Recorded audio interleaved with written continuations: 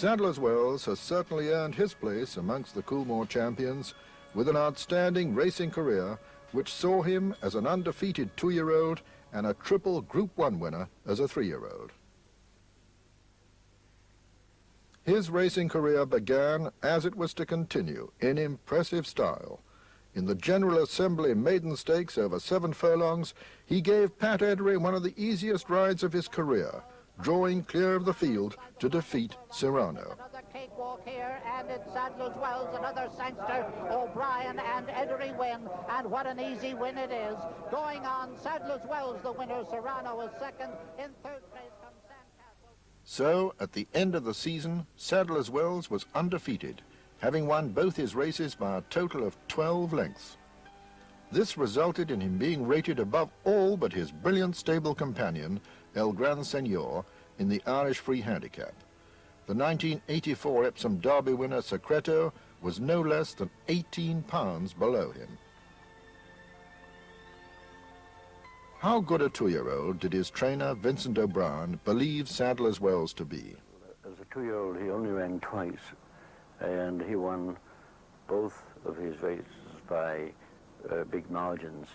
And his second run, the Beresford Stakes, showed him to be an exceptionally high-class 2-year-old, because he won it just as he pleased by about 8 lengths, I think.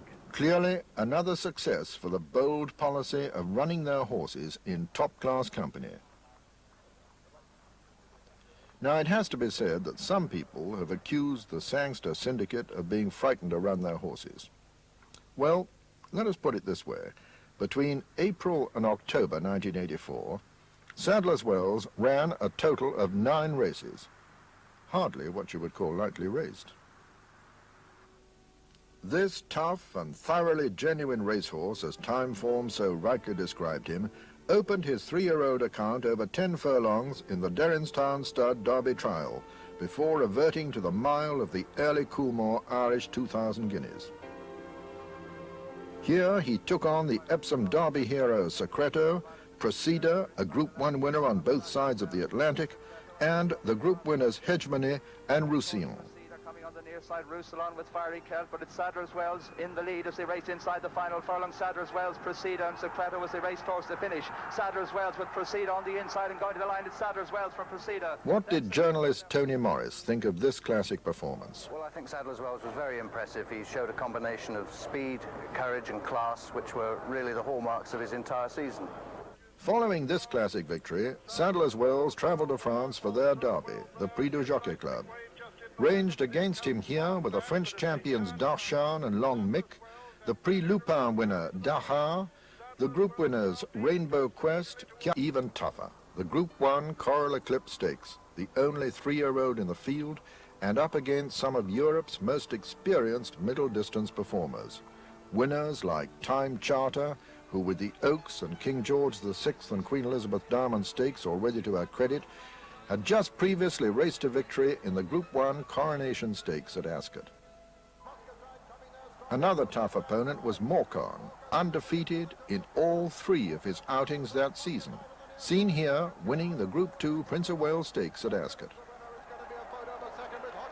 And also in this exceptional lineup for the Coral Eclipse Stakes were Crystal Glitters, winner of the Group 1 Prix d'Ispahan for the 2nd time, Group 1 victorious Cormorant Wood, and Arlington winner Ptolomeo, as well as the classic victor Wassel.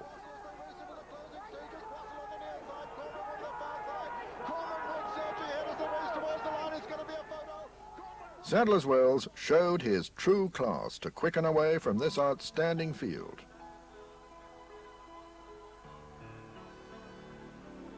The horse was going so easy throughout the race that I was able to sit there and bide my time and go when I wanted to. And, you know, he beat some really top animals that day. And Time Charter and Morcon, all good horses behind him. Sadler's Wells, Time Charter, Morcon, Crystal Glitters and Miramar Reed up towards the line, and Sadler's Wells holding up the strong late finish of Time Charter. Sadler's Wells. What did Tony Morris think of this performance? Well, Sadler's Wells did exactly the same as at the Curragh. There was the class, there was the speed and stamina as well this time. 10 furlongs, a testing 10 furlongs, and he did it very nicely. On Diamond Day at Ascot, Sadler's Wells gained his revenge on Darshan in the King George VI and Queen Elizabeth Diamond Stakes. The race was run at a blistering pace, and Sadler's Wells must take tremendous credit for going in such courageous pursuit of European Horse of the Year, Tinoso. Although he couldn't catch that magnificent performer on his day of days, Sadler's Wells did account for not only Darshan, but Ptolemeo, Time Charter, Sun Princess, Daha, and Jupiter Island as well.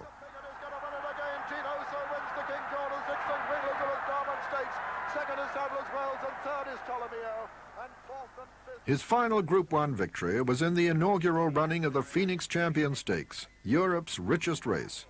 Many of his old rivals were again lined up in opposition, as well as Princess Patty, who made the running.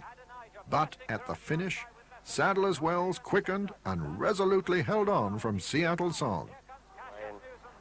I let my fellow go about 2 furlongs from home, and then the French horse came there, Seattle Song, with a burst, and Sadler's Wells, you know, being so tough as he is, he quickened again.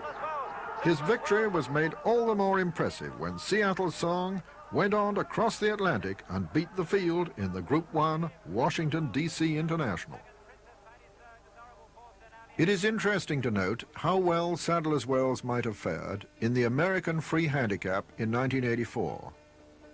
In the European version, he was rated 2 pounds higher than Seattle Song, and no less than 9 pounds above Alpha Betim. How would Vincent O'Brien sum up his career looking forward to his life at stud?